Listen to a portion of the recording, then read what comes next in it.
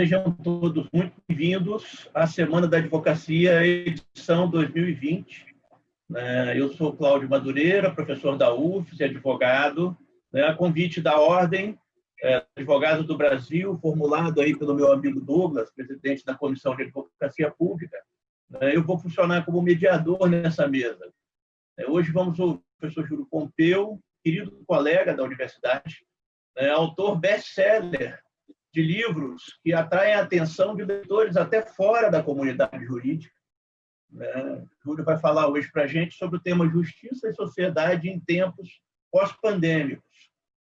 Júlio é professor de Ética e Teoria do Estado, pesquisa práticas sociais, comportamentos e juízos morais.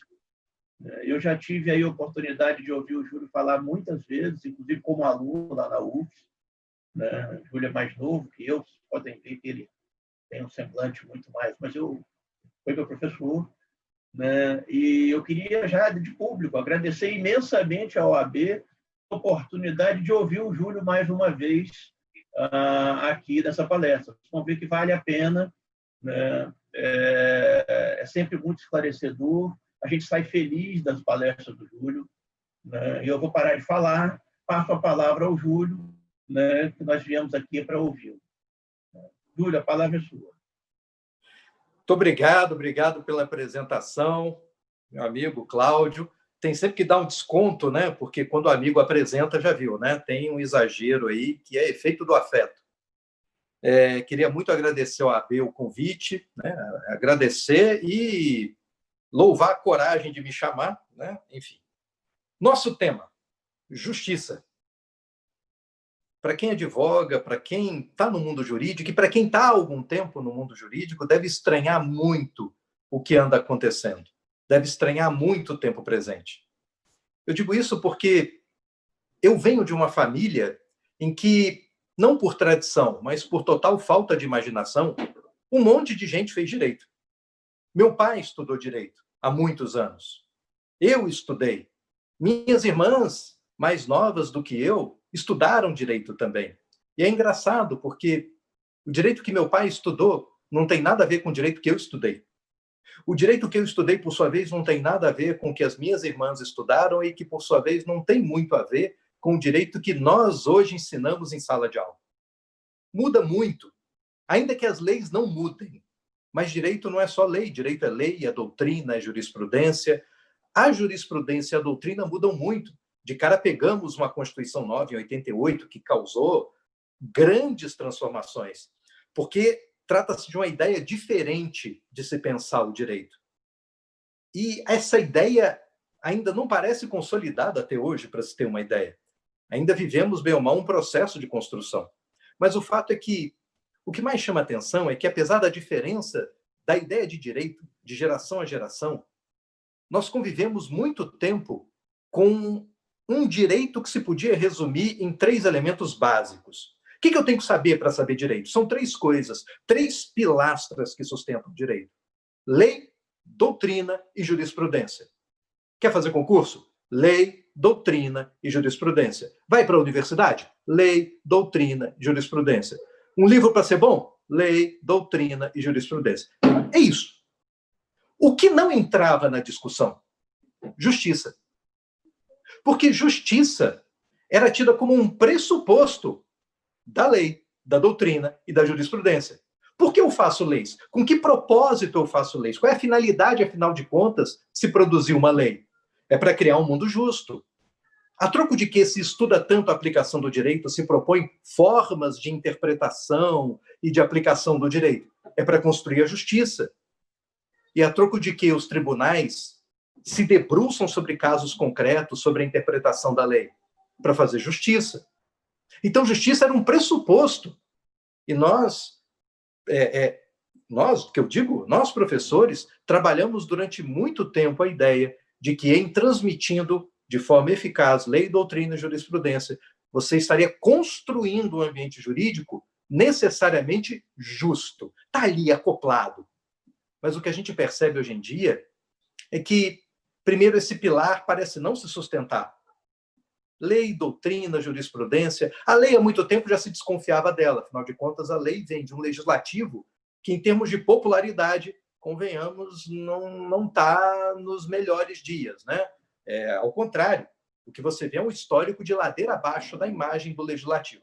Legisladores, políticos, de uma forma geral, são representados socialmente da pior forma possível. Salvava a doutrina e a jurisprudência. Mas acontece uma coisa curiosa, porque a figura do doutrinador, eu não sei se vocês perceberam isso. Quem tem mais tempo aí rodado no direito, percebe que essa figura do doutrinador tem desaparecido. Não que não tenham bons livros, não que não se tenha uma produção digna de ser chamada de doutrina. O que não tem mais é aquela figura, aquela pessoa, aquele ícone que simbolicamente era uma coisa inquestionável.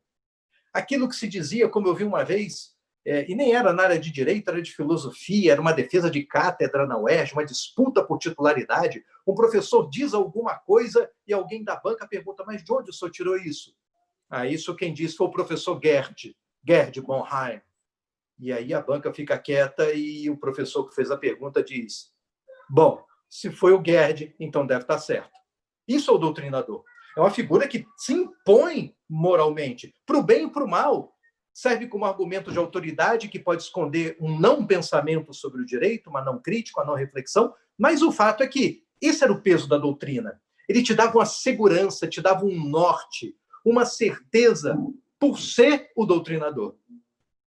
Sobra a jurisprudência. A jurisprudência também, por sua vez, ela tinha uma estabilidade muito maior do que se tem hoje. Hoje a jurisprudência muda com uma velocidade muito mais rápida. Não são poucos os autores que descrevem a sociedade contemporânea, a vida contemporânea, com termos como líquido, dromológica, veloz, que destacam que nada permanece, que a impermanência das coisas não só é uma característica da sociedade contemporânea, como uma permanência cada vez mais efêmera, uma permanência cada vez mais de curto prazo, mais fugidia, um real que escapa pelas nossas mãos o tempo todo. E a jurisprudência não foge à regra, a jurisprudência também muda o tempo todo. Há um tempo na universidade, nós tínhamos um grupo de pesquisa em que estudava a produção jurisprudencial do direito. Só nos interessava aquele direito feito nos tribunais. E aí nós pegávamos casos polêmicos para ver o que acontecia com eles no tribunal. Qual é a polêmica da polêmica? Sabe como a polêmica se torna polêmica, afinal de contas? Quais são os argumentos que existem nessa discussão? A gente pensava o seguinte, divulga-se muito a tese vencedora. A gente queria saber a tese derrotada. A gente queria saber, às vezes, um argumento que sequer foi levantado, mas que poderia, quem sabe, fazer alguma diferença no caso concreto. Era uma avaliação qualitativa da produção da jurisprudência. Mas a gente esbarrou com coisas surpreendentes. Isso é o que é o legal na pesquisa. É quando você se surpreende. Nós encontramos, no mesmo tribunal, decisões discrepantes dadas no mesmo dia. Repara, não é que a decisão mudou de um dia para o outro. A decisão mudou de uma hora para outra. No mesmo tribunal. E a gente só analisava STF, STJ, alguns tribunais de justiça. Então, de repente, a jurisprudência também deixou de ser um norte. Se nada disso mais é sólido, se nada disso mais é confiável, o que sobra, então? Aquela sensação do direito que se tem no direito contemporâneo, no direito hoje em pandemia, e no pós, a tendência é que isso, de certa forma, se acelere, a sensação de que o direito não é, o direito está. O direito tornou-se mais do que líquido, gasoso. E aí, como produzir certezas no direito? É aí que a ideia de justiça volta. Porque a ideia de justiça, que era o pressuposto, a causa, aquilo que me permitiu construir todos esses elementos, lei, doutrina e jurisprudência, talvez seja o momento de um recuo e olhar de novo para a justiça. As pessoas têm buscado de novo a ideia de justiça. O problema agora é como ela tem sido construída. Como nós passamos muito tempo sem discutir, talvez tenhamos perdido a pegada do que é a justiça. E para relembrar isso, nada melhor do que olhar à distância. E a forma que nós temos de nos distanciarmos do tempo presente é nos afastando no tempo. Gregos antigos. Não sei se vocês sabem, mas eu gosto muito de filosofia, tenho um pé na filosofia. E quem é da filosofia adora falar de grego. Principalmente grego morto. Aliás, é uma exigência. Tem que ter grego morto para ter filosofia. Os gregos antigos falavam de justiça a partir de uma concepção, de uma crença de que o mundo é um cosmos. O mundo ser um cosmos significa que o mundo é uma ordem. E, em sendo ordem, tudo tem o seu lugar. Tudo se encaixa de alguma forma, de alguma maneira. Tudo nasceu para um propósito. Isso é o mundo cósmico. Mas, é claro, tem gente que nasceu para cantar, mas, de repente, não tem palco, não tem público, perde a voz, e aí você diz, é uma pessoa destacada, é uma pessoa desencaixada daquele lugar que deveria ocupar.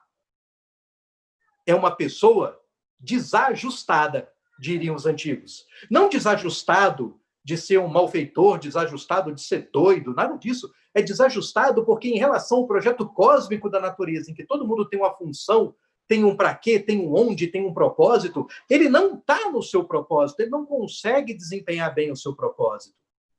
Repara que esse propósito tem muito mais a ver com as expectativas que nós temos sobre o mundo, de como o mundo deveria ser, do que propriamente de como o mundo é. De tal maneira que, quando alguma coisa que escapa às nossas expectativas acontece, alguma coisa contrária às nossas expectativas acontece, a gente se frustra. E a gente chama essa frustração de injustiça.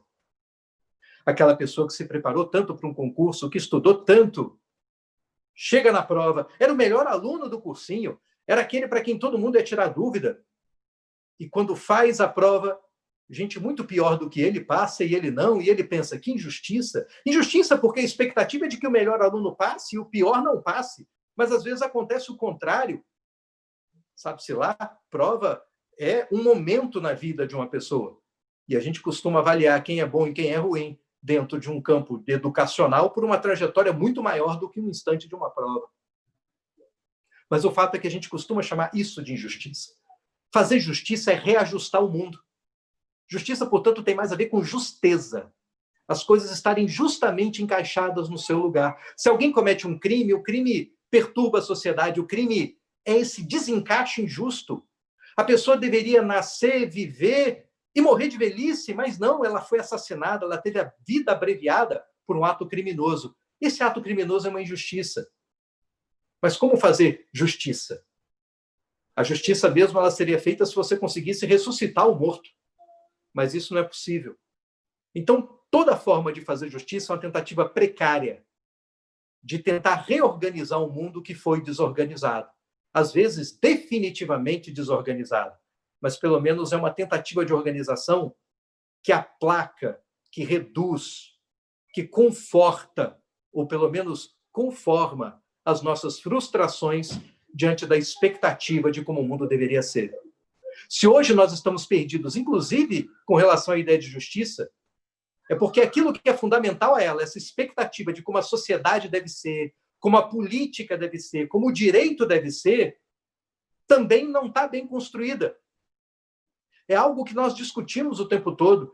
A gente vive numa sociedade fragmentada, dividida entre coxinhas, mortadelas e outras tantas formas de dividir gente.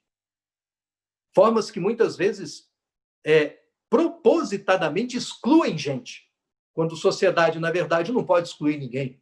O barato da vida social é essa. É um monte de gente muito diferente umas das outras e uma dependendo da outra para viver. E para viver, dando sentido à vida. Ah, eu sou um cara isolado, não dependo de ninguém, moro sozinho. Mas comida tem que chegar na sua casa de algum jeito. Tem que ter sido produzida por alguém. E ainda que você tenha uma horta no seu apartamento e isso lhe baste para a sua subsistência, o fato é que de vez em quando você abre a torneira e sai água. Essa água que sai ali, você não vê gente do lado dela, mas saiba que por detrás dela tem gente cuidando de encanamento, coleta de água, tratamento de água. Enfim, ninguém vive sozinho. Somos todos interdependentes, esse é o barato da sociedade. Como harmonizar tanta gente diferente, que pensa de forma diferente de você, que sente de forma diferente de você?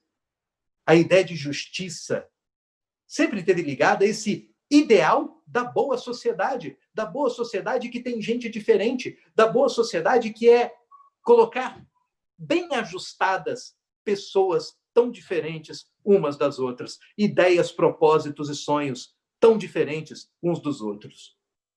Essa ideia, portanto, muito mais fundamental, muito anterior, acima até da própria ideia de direito, para quem é kelseniano, né? muito mais próximo de uma norma fundamental, esse ideal de sociedade que nós estamos discutindo o tempo todo, a maior parte do tempo nas redes. E a forma como nós temos feito justiça é muito pouco digna de ser chamada de justiça. Também tem outro texto antigo, outra ideia de grego morto. Esse, no caso de Platão, pensador de primeiríssima linha. Tem um diálogo chamado Eutífron. Os diálogos de Platão têm nomes dados pelo interlocutor com quem Sócrates conversa. Sócrates conversa com Eutífron. O tema é piedade. E aí você pensa, que raios piedade tem a ver com justiça? Piedade é um lance de religião, não é não? Pois é, mas olha só que coisa curiosa. Esse diálogo começa na porta do fórum. De um lado, Sócrates. Sócrates está ali porque ele foi acusado de impiedade. E, portanto, ele comparece para saber, bom, tá, eu estou sendo acusado de impiedade. Mas por quê? Quero ler a denúncia. Eu quero, para poder me defender, saber exatamente do que me acusam e de que modo me acusam. E, do outro lado, vem Eutífron. Eutífron está ali para o contrário, ele está ali para acusar alguém. Eutífron aparece para acusar o próprio pai de impiedade. O pai matou um servo, um escravo. E cá para nós, naquele tempo, matar um escravo era que nem quebrar o jarro de alguém. Não era algo tão grave, mas Eutífron achava que era. E Sócrates pergunta, rapaz, mas é o teu pai, né? No mínimo vai estragar o jantar de família, né? Não? Pode até matar teu pai. Eu suponho que isso seja muito contrário aos teus afetos. Você não está aqui porque está feliz com isso. Ele diz, não. Então, por que você está aqui? Por piedade. Mas o que é piedade, então? Piedade é ser justo. Sim, você acha que está fazendo justiça, portanto, condenando o teu pai? Não, não é porque eu estou condenando meu pai. É porque os deuses assim querem. Ah, então ser justo é você cumprir a vontade dos deuses. Se você preferir, cumprir a lei dos deuses. Como nós estamos falando de um povo, de uma cultura que não tem código, tem deuses fazendo leis. É daí que vem a normatividade, é daí que vem a força moral das leis que condenam ou absolvem alguém na Grécia Antiga. Então, ser pio, ser piedoso é cumprir a vontade dos deuses. Beleza, mas, Eutífron, como é que você sabe qual é a vontade dos deuses?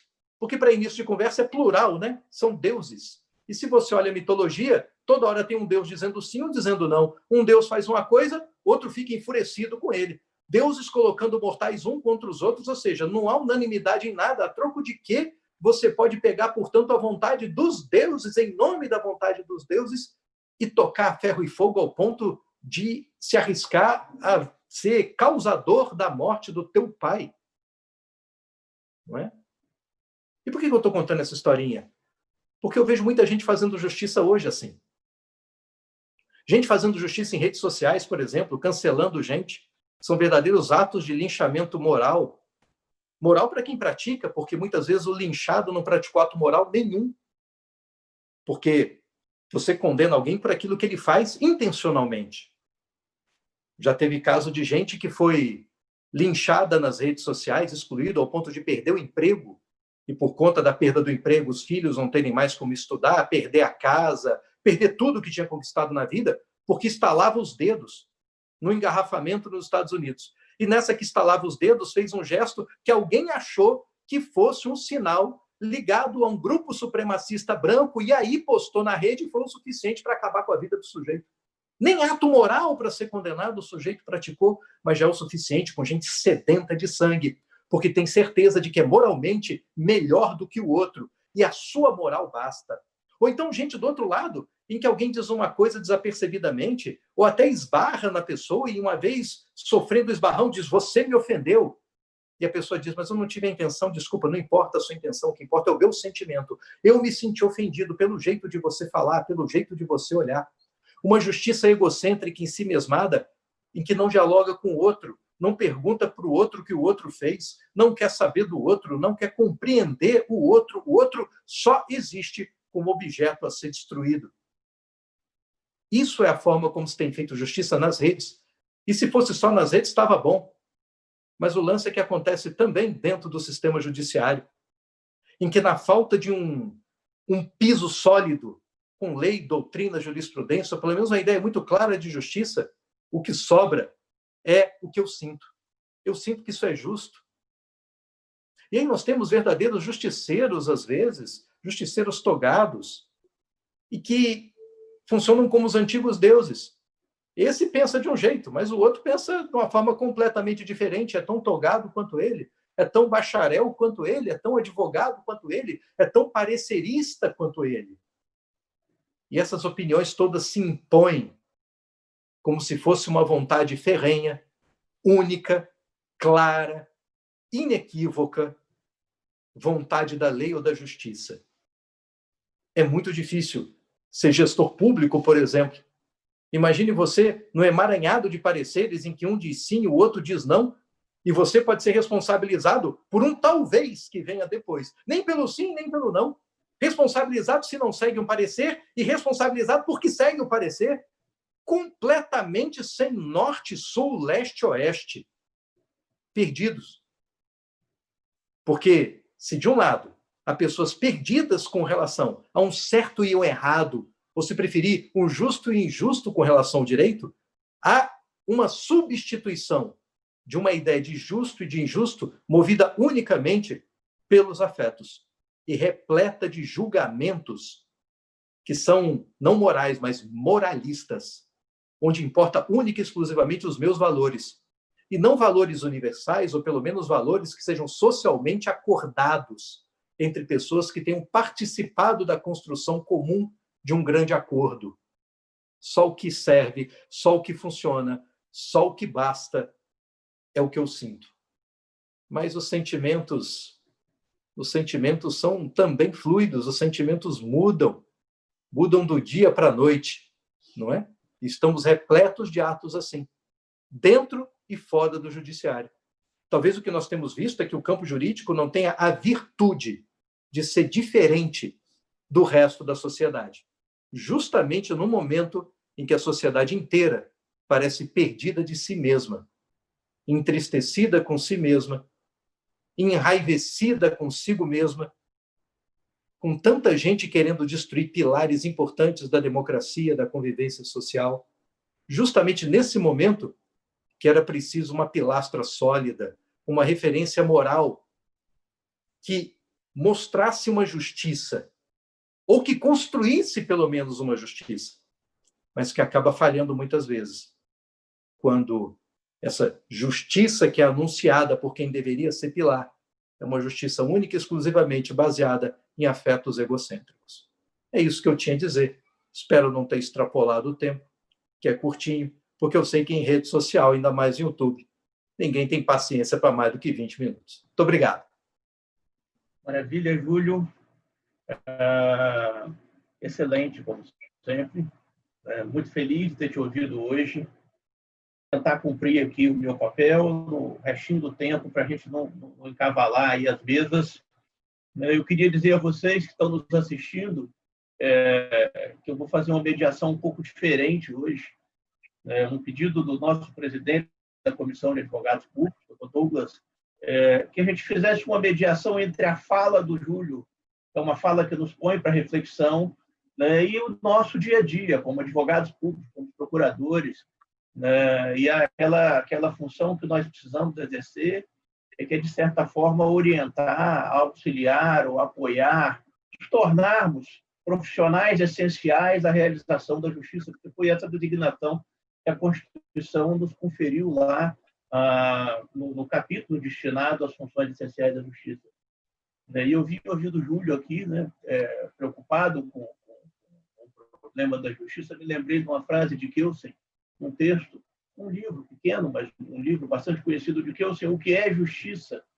E Kelsen dizia, olha, não dá para dizer o que é justiça. Se você quiser saber o que é justiça, o teórico, dizia ele, precisa apenas aprender a perguntar melhor. A ideia é a justiça que você está buscando. Eu não vou perder o tempo de vocês, o meu já estaria perdido, tentando explicar para vocês, depois da fala do Júlio, o que eu penso ser justiça. Mas há algo que eu preciso dizer a vocês. A gente precisa trabalhar no âmbito interno das procuradorias, no âmbito interno da administração pública, a ideia segundo a qual cada agente estatal precisa guardar uma função social no seu dia a dia. Ele precisa encarnar a figura de um Estado que foi concebido para servir a sociedade, né? Então, quando nós atuamos nos processos, nós não atuamos para que a fazenda pública vença um litígio contra o administrado. Nós atuamos para proteger o administrado, para proteger aquele administrado que ficaria sem recursos caso alguém que não tem direito ou que não tem uma pretensão justa, para adequarmos ao tema do dia, tema da hora, né, vença e provoque uma situação de injustiça ou de falta de justiça. Né? Mas isso não é suficiente. Processos judiciais, sobretudo no Brasil, nós temos um escalonamento, os senhores sabem tão bem quanto eu, todos os advogados aqui na mesa, o processo judicial é demorado.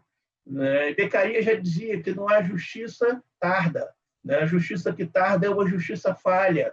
Então, nós precisamos operar no âmbito interno da administração, para que a gente consiga construir soluções de contenção da litigiosidade do poder público. É evidente que eu não ousaria tratar desse tema sob a ótica dos afetos.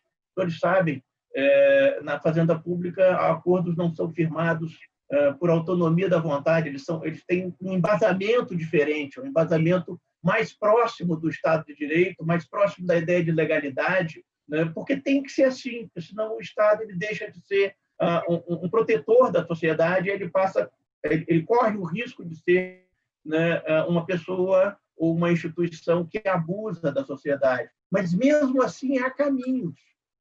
Né? Um advogado público, quando percebe que o adversário dele num processo, ou um administrado que procura administração para uma orientação, ele tem uma pretensão justa, conforme o direito interpretado, com base na doutrina, nos tribunais, na lei, ainda que fluida ou gasosa, como disse o Júlio, mas são parâmetros para que a gente possa trabalhar, né? É preciso refletir sobre a possibilidade de, ao invés de litigar, conter a litigiosidade, para que a gente possa obter justiça também no nosso ambiente profissional. A gente precisa discutir justiça, né? Se possível, com a leveza que o Júlio trouxe para a gente aqui na fala dele, que dá vontade de pensar no tema, né? Mas a gente precisa tentar, mais do que discutir, concretizar o ideal de justiça.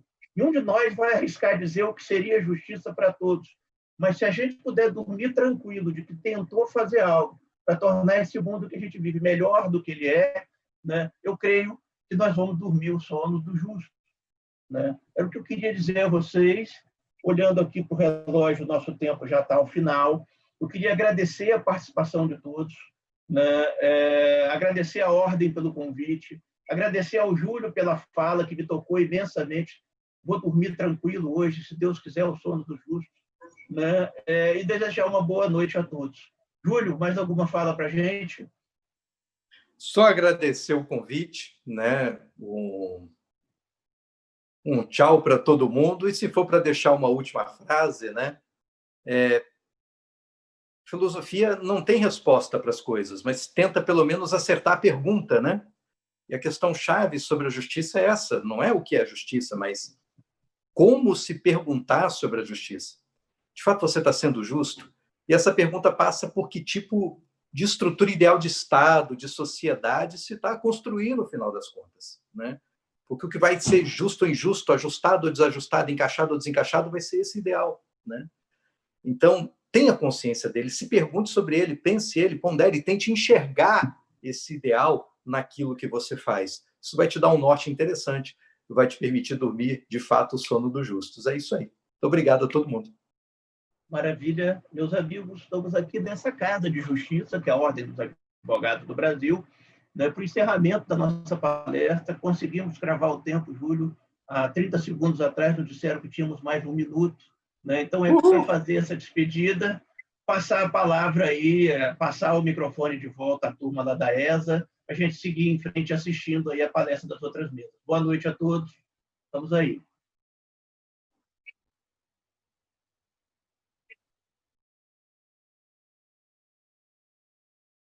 Maravilha, obrigado.